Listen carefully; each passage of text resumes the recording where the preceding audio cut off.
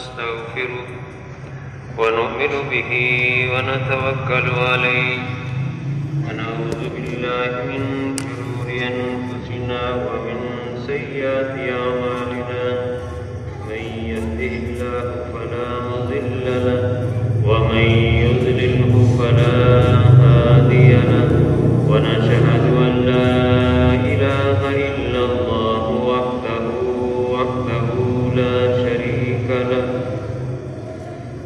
شريك له ولا نظير له ولا وزير له ولا مشير له ولا معين له ولا ضد له ولا ند له ولا مثل له ولا مثال له ونشهد أن سيدنا ومولانا محمدا عبده ورسوله وصل على سيد الرسل وخاتم الأنبياء المبعوث إلى خلق كافة للناس بشيرا ونذيرا وداعيا إلى الله بإذنه وسراجا منيرا قد قال الله تبارك وتعالى في كلامه المجيد والفرقانه الحميد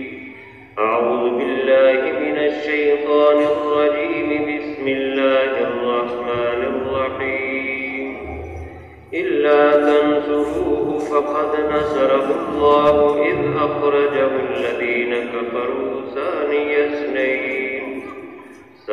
اثنين إذ هما في الغار إذ يقول لصاحبه لا تحزن إن الله معنا فأنزل الله سكينته عليه صدق الله العظيم وصدق رسوله النبي الكريم الأمين ونحن على ذلك لمن الشاهدين والشاكرين والحمد لله رب العالمين سبحانك لا علم لنا إلا ما علمتنا إنك أنت العليم الحكيم رب اشرح لي صدري ويسر لي أمري واحلل عقدة من لساني يفقهوا قولي اللهم صل على محمد وعلى آل محمد كما صليت على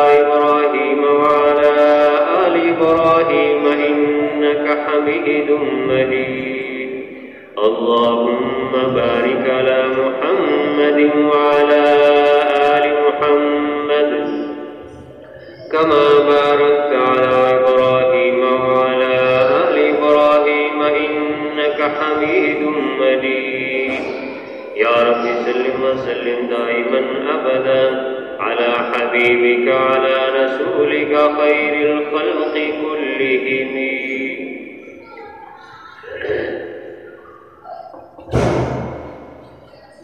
سفر کے مہینے میں ہجرت کا واقعہ پیش آیا.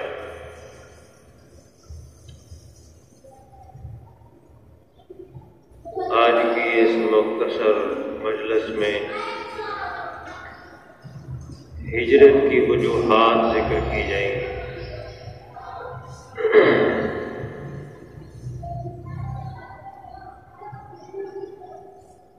اور پھر آئندہ ہجرت کو بھی انشاءاللہ بیان کیا جائے گا.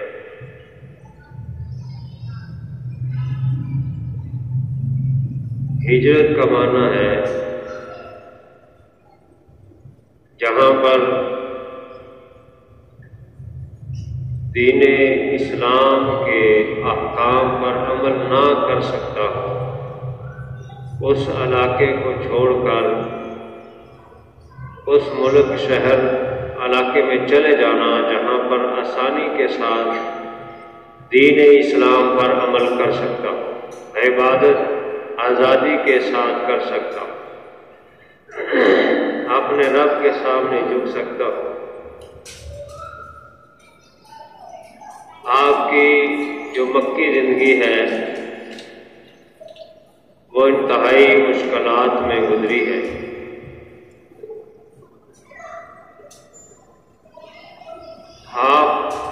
نے بہت زیادہ تکالیف برداشت کی. مکہ جیسا شہر جو آپ کا مولد ہے، جہاں پر بیت اللہ شریف ہے، اس کو چھوڑنے پر مجبور کیا گیا. آپ صلی اللہ علیہ وسلم چھوڑنا نہیں چاہتے، لیکن ایسے حالات بنائے گئے، ایسی مشکلات حضور صلی اللہ علیہ وسلم اور آپ کے ماننے والوں کے لیے پیدا کی گئی کہ آپ مجبور ہو گئے. اپنے اور بیگانے سب دشمن ہو گئے. نہ اپنوں نے ساتھ دیا، نہ قریب والوں نے ساتھ دیا، نہ دور والوں نے ساتھ دیا.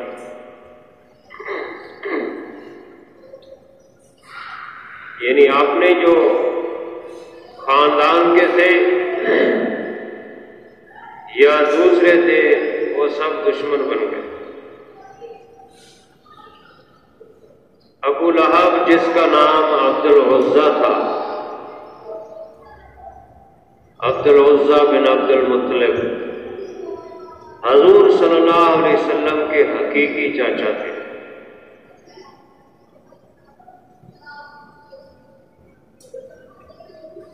لیکن انہوں نے بھی ساتھ نہ دیا، بلکہ سب سے پہلے جب قریش کو آپ صلی اللہ علیہ وسلم نے جمع کیا اور ان کو اللہ کے دین اور ہدایت کا پیغام سنایا، تو سب سے پہلا جو دشمن تھا جس نے حضور صلی اللہ علیہ وسلم کے سامنے دشمنی کا اظہار کیا، اور جب آپ نے ان کو اللہ کا پیغام سنایا تو اس نے کہا تب اللہ کا یا محمد،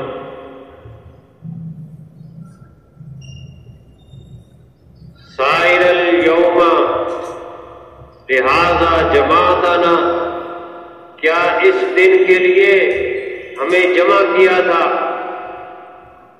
کہ ہمیں اپنے باپ دادا کے دین سے ہٹا کر ایک نیا دین پیش کرنا چاہتے ہو؟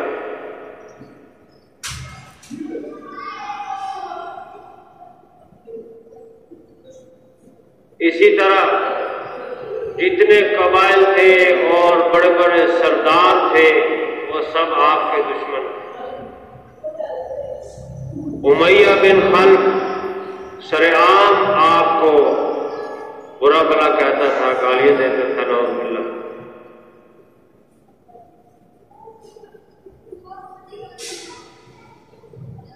شیب ابی طالب نے آپ صلی اللہ علیہ وسلم اپنے خاندان کے ساتھ 3 سال قید رہے.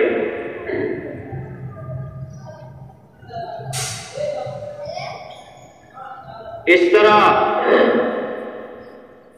عتبہ، شیبہ اور دیگر جتنے سرداران تھے، یہ سب آپ کی جان کے دشمن تھے.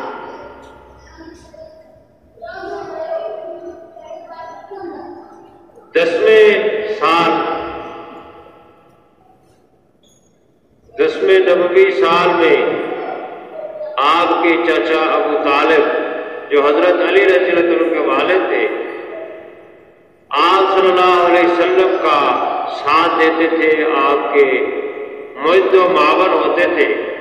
وہ اسلام نہیں لائے، ان کا انتقال ہو گیا. اور پھر 3 یا 5 دن بعد آپ صلی اللہ علیہ وسلم کو تسلی دینے والی حضرت خدیجہ الکبریٰ رضی اللہ تعالیٰ عنہ کا بھی انتقال ہو گیا. آپ کے لیے یہ باعث بہت زیادہ غم اور تکلیف تھا. آپ نے اس سال کو عام الحزن کہا، غم والا سال.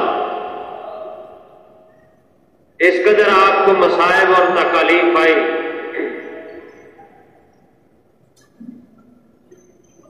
ابو طالب کے بعد کوئی حامی نہ رہا.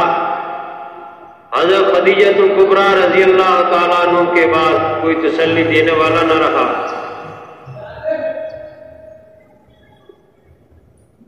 اس قدر مشکل اور کٹھن حالات پیدا ہو گئے، آپ صلی اللہ علیہ وسلم نے پھر 10ویں ہی سال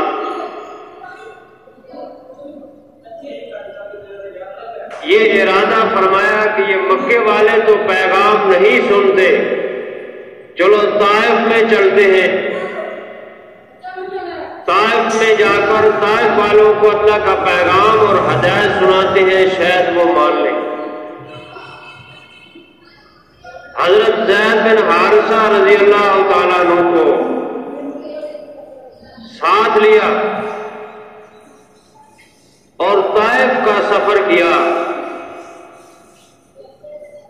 طائف کے 3 بھائی جو بڑے سردار تھے، عبد یلیل، مسعود اور اسی طرح حبیب، باری باری آپ صلی اللہ علیہ وسلم ان کے پاس گئے، ان سب نے انکار کر دیا، بلکہ آپ صلی اللہ علیہ وسلم کا تمسخر اڑایا۔ اتنے غم اور پریشان حال ہو کر آپ صلی اللہ علیہ وسلم طائف والوں کے پاس امید لے کر گئے کہ شاید وہ اسلام قبول کر لیں، لیکن بجائے ماننے کے انہوں نے انکار کیا اور طرح طرح کی باتیں سنائی، حتیٰ کہ بازاری اور اوباش لڑکوں کو آپ صلی اللہ علیہ وسلم کے پیچھے لگا دیا اور ان کو اکسایا۔ وہ آپ صلی اللہ علیہ وسلم کے پیچھے لگ گئے، آوازیں کستے، دھکے دیتے، حتیٰ کہ پتھر مارتے آپ صلی اللہ علیہ وسلم کو۔ آپ صلی اللہ علیہ وسلم زخمی ہو گئے۔ حضرت زید بن حارثہ رضی اللہ تعالیٰ عنہ ہر طرف سے آگے ہونے کی کوشش کرتے تھے، جس طرف سے پتھر آتے تھے، حتیٰ کہ حضرت زید کا مکمل سر زخمی ہو گیا، خون سے آلود ہو گیا، پتھر لگ لگ کے۔ نبی پاک صلی اللہ علیہ وسلم کے پاؤں مبارک زخمی ہو گئے۔ آپ صلی اللہ علیہ وسلم ان زخموں کی وجہ سے، سفر کے نڈال کی وجہ سے، غم کی وجہ سے گر پڑتے تھے۔ پھر وہ اوباش لڑکے آپ صلی اللہ علیہ وسلم کے بازو پکڑ کر آپ کو اٹھاتے اور دھکے دیتے اور بگاتے، پھر پتھر مارتے، پھر بگاتے، پھر پتھر مارتے۔ ایک دفعہ حضرت اما عائشہ رضی اللہ تعالیٰ عنہ نے پوچھ لیا، اللہ کے رسول صلی اللہ علیہ وسلم بتائیے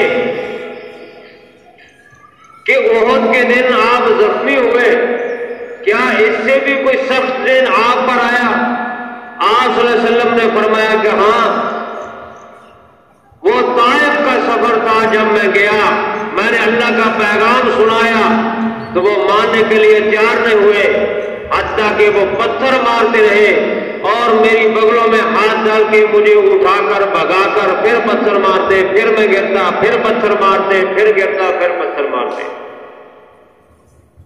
حتیٰ کہ نڈال اور بےہوشی کی حالت ہو گئی۔ اسی حالت میں حضرت زید بن حارثہ اور حضور صلی اللہ علیہ وسلم واپس اس سفر سے تشریف لائے۔ رستے میں واپسی پر عتبہ اور شیبہ کا ایک باغ پڑتا تھا، اس کے درخت کے سائے کے نیچے آپ بیٹھ گئے اور فرمایا، اللہم الیک اشکو ضعفی، اشکو ضعف قوتی وقلت حیلتی۔ لمبی حدیث سے آپ صلی اللہ علیہ وسلم نے دعا کی کہ اے اللہ، میں ان کا کوئی شکوہ نہیں کرتا، میں اپنی کمزوری کی آپ کو ہی شکایت کرتا ہوں۔ حتیٰ کہ حضرت زید بن حارثہ فرماتے ہیں کہ ایک ابر آیا، آپ صلی اللہ علیہ وسلم پر سایہ کیا اور اس میں سے حضرت جبرائیل علیہ السلام نامودار ہوئے۔ حضرت جبرائیل علیہ अलैहिस्सलाम के साथ मलकुल जिबाल, पहाड़ों के जो फरिश्ते वो भी साथ थे, और उन्होंने अर्ज किया कि अल्लाह के रसूल, मैं अल्लाह तबारक व तआला की इजाजत से हाजिर हुआ हूं।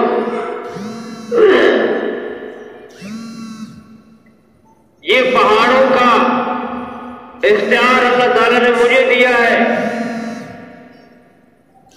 इन लोगों ने इतना शदीद आप पर जुल्म किया है, तशद्दुद किया है, आप अगर हुक्म दें, ये दो पहाड़ जिनके दरमियान ये ताइफ और मक्का की वादी आती है, इन दोनों को मिला दो और इनको रेजा रेजा कर दो, पीस के रख दो। लेकिन हुजूर नबी पाक सल्लल्लाहु अलैहि वसल्लम ने फरमाया, मैं अपने रब से उम्मीद रखता हूं कि मैं ये नहीं चाहता। इसलिए हजरत जिब्राइल और उनके साथ आने वाले फरिश्ते को इनकार कर दिया, फरमाया नहीं, मेरी उम्मत के लोग हैं, ये नहीं तो मैं इनकी औलादों और नस्लों से उम्मीद रखता हूं कि शायद वो इस्लाम कबूल कर लें। इस कदर आप सल्लल्लाहु अलैहि वसल्लम ने तकालीफ बर्दाश्त की, मसाइब आप पर ढाए गए, मुख्तलिफ तरीकों के साथ आपको सताया गया, लेकिन आप सल्लल्लाहु अलैहि वसल्लम ने उम्मत के लिए कभी बद्दुआ न की, बल्कि उम्मत के लिए तड़पते रहे, दुआएं करते रहे उम्मत के लिए। एक मौके पर हजरत जिब्राइल अलैहिस्सलाम तशरीफ लाए। हुजूर अलैहिस्सलाम के पास तो आप सल्लल्लाहु अलैहि वसल्लम ने देखा कि हजरत जिब्राइल परेशान है। पूछा कि आज ऐ जिब्राइल परेशान लग रहे हो? कहा हां, आज अल्लाह तबारक व तआला ने मुझे जहन्नम का नजारा कराया, वो करके आया। जहन्नम के 7 दर्जे हैं, उन 7 को देखा। पहले जो सबसे नीचे वाला दर्जा है, आखिरी, उसमें मुनाफिकीन जाएंगे। दूसरा दर्जा, उसके अंदर मुशरिकीन जाएंगे, जो अल्लाह के साथ शिरक करने वाले। उससे ऊपर तीसरा, उसमें सूरज और चांद की परस्तिश करने वाले, इबादत करने वाले जाएंगे। और उससे ऊपर चौथा दर्जा, जिसमें मजूसी आग परस्त जाएंगे। उससे ऊपर 5वां दर्जा, जिसमें यहूदी जाएंगे। उससे ऊपर 6ठा दर्जा, जिसमें ईसाई जाएंगे। उनकी उम्मतों में से जो अपने पैगंबरों को ना मानने वाले। इसके बाद हजरत जिब्राइल खामोश हो गए। हुजूर अलैहिस्सलाम ने फरमाया, जिब्राइल खामोश क्यों हो? जो आखिरी दर्जा है, सबसे ऊपर है, उसका नहीं बता रहे। कहा कि मैं इसलिए खामोश हो गया कि अल्लाह तबारक व तआला ने बताया कि उस आखिरी दर्जे में, सबसे ऊपर वाले दर्जे में मोहम्मद सल्लल्लाहु अलैहि वसल्लम, आपकी उम्मत के गुनहगार लोग जाएंगे। हुजूर अलैहिस्सलाम वहां से उठते हैं, बेहद गमगीन और परेशान हाल है कि मेरी उम्मत के गुनहगार भी जहन्नम में जाएंगे। आप सल्लल्लाहु अलैहि वसल्लम मस्जिद में सिर्फ नमाज पढ़ाने के लिए आते हैं, फिर हुजरे में चले जाते हैं। हुजरे से बाहर नहीं निकलते, अज़वाजे मुतहरात के घर में नहीं जाते, किसी से गुफ्तगू नहीं करते, किसी से कलाम नहीं करते। इस कदर गमगीन और परेशान नडार आप सल्लल्लाहु अलैहि वसल्लम, सहाबा कराम परेशान है कि पता नहीं क्या बात है, आप सल्लल्लाहु अलैहि वसल्लम हमसे नाराज हो गए हैं। किसी से गुफ्तगू नहीं करते, ना अपने घर वालों में से किसी से गुफ्तगू करते हैं, मस्जिद में भी तशरीफ नहीं लाते। جاتے نماز کے اوقات کے علاوہ، اور گھر میں حجرے میں ہی رہتے ہیں۔ 3 دن اسی طرح غم میں گزر گئے، حتیٰ کہ تیسرے دن حضرت ابوبکر صدیق رضی اللہ تعالیٰ عنہ وہ فرماتے ہیں کہ مجھ سے نہ رہا گیا کہ آپ صلی اللہ علیہ وسلم کی اس قدر پریشانی دیکھ کر کہ کیا ماجرا ہے۔ آپ صلی اللہ علیہ وسلم کسی سے گفتگو نہیں فرما رہے، چنانچہ وہ جاتے ہیں، دروازے پہ کھڑے ہو کر السلام علیکم یا رسول اللہ کہتے ہیں، کوئی جواب نہیں آتا، پھر سلام کرتے ہیں، کوئی جواب نہیں آتا، پھر سلام کرتے ہیں، تیسری دفعہ کوئی جواب نہیں آتا، خالی واپس آ جاتے ہیں پریشان ہو کر۔ حضرت عمر رضی اللہ تعالیٰ عنہ سے آ کر فرماتے ہیں تم جاؤ، شاید حضور صلی اللہ علیہ وسلم آپ کے سلام کا جواب دے دیں۔ حضرت عمر فاروق رضی اللہ تعالیٰ عنہ حاضر ہوتے ہیں اور حجرے کے باہر جا کر عرض کرتے ہیں السلام علیکم یا رسول اللہ صلی اللہ علیہ وسلم، اللہ کے رسول صلی اللہ علیہ وسلم آپ پر سلام ہو، جواب دے دیجیے۔ تیسری دفعہ نہیں جواب آتا، واپس آ جاتے۔ حضرت سلمان فارسی رضی اللہ تعالیٰ عنہ حضرت علی رضی اللہ تعالیٰ کے پاس جاتے ہیں اور ان کو کہتے ہیں یہ حالت ہے، 3 دن گزر گئے ہیں، صحابہ کرام پریشان ہیں کہ کیا ماجرا ہے کہ آپ صلی اللہ علیہ وسلم اس قدر پریشان کسی سے گفتگو نہیں فرماتے، لہذا تم آپ کے داماد ہو، تم آپ کے پاس حاضر ہو۔ اس طرح ابو بکر عمر بھی گئے ہیں، کوئی جواب نہیں ملا۔ انہوں نے سوچا اگر اتنی بڑی بڑی ہستیاں گئی ان کو جواب نہیں ملا تو مجھے کیسے ملے گا، چنانچہ وہ اپنی زوجہ حضور صلی اللہ علیہ وسلم کی لخت جگر آپ کی چہیتی بیٹی حضرت فاطمہ الزہرا رضی اللہ تعالیٰ کے پاس جاتے ہیں اور ان سے جا کر کہتے ہیں جائیے اپنے ابا جان کے پاس پوچھئے کہ امت پریشان ہے، صحابہ کرام پریشان ہے، کیا پریشانی ہے، کیا غم ہے کہ آپ کسی سے گفتگو نہیں فرماتے۔ دروازے پر جب حجرے پر حضرت فاطمہ الزہرا پہنچتی ہے، حضور صلی اللہ علیہ وسلم کو سلام کرتی ہے، آپ صلی اللہ علیہ وسلم، بیٹی تو پھر بیٹی ہوتی ہے، باپ کو پتا ہے کہ بیٹی کو باپ سے کتنی محبت اور بیٹی کو باپ سے کتنی محبت اور باپ کو بیٹی سے۔ حضور صلی اللہ علیہ وسلم اپنے لخت جگر کی آواز سنتے ہیں، کھڑے ہو جاتے ہیں اور فرماتے ہیں بیٹی کیا بات ہے؟ عرض کیا ابا جان 3 دن ہو گئے ہیں، صحابہ کرام پریشان ہیں، اس طرح حالت ہے، کیا بات ہے، آپ کیوں اتنے غمگین ہیں؟ حضور علیہ السلام نے فرمایا بیٹی میرے پاس حضرت جبرائیل آئے اور انہوں نے آ کر کہا، ساری تفصیل بتائی، جہنم کے 7 درجے ہیں اور جو سب سے اوپر ہے اس میں میری امت کے گناہگار جائیں گے۔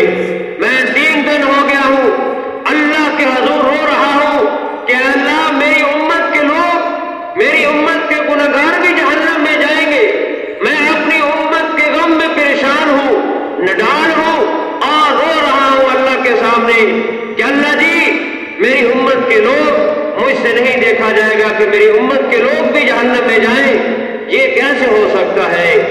نبی رحمت صلی اللہ علیہ وسلم اس طرح حضرت فاطمہ سے گفتگو فرما رہے ہیں اور سجدے میں چلے جاتے ہیں اور اللہ تبارک و تعالیٰ سے یہ بار بار رو کر سجدے میں کہتے ہیں اللہم ارحم امتی، یا اللہ میری امت کا کیا بنے گا، اے اللہ میری امت کے حال پر رحم فرما، میری امت کے گناہگاروں کے حال پر رحم فرما، وہ جہنم میں جائے مجھ سے برداشت نہیں ہوتا۔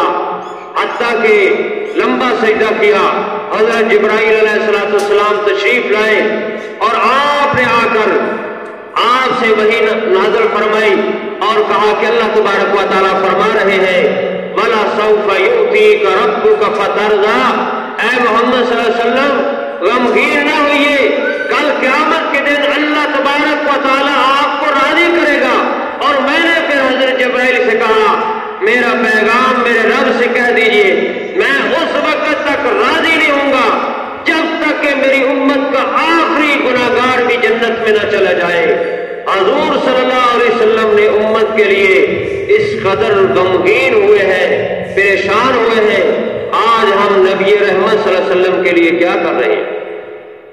آج ہم آپ صلی اللہ علیہ وسلم کی سنتوں کے ساتھ کیا کر رہے ہیں؟ آپ کے حکموں کی پامالی نہیں کر رہے،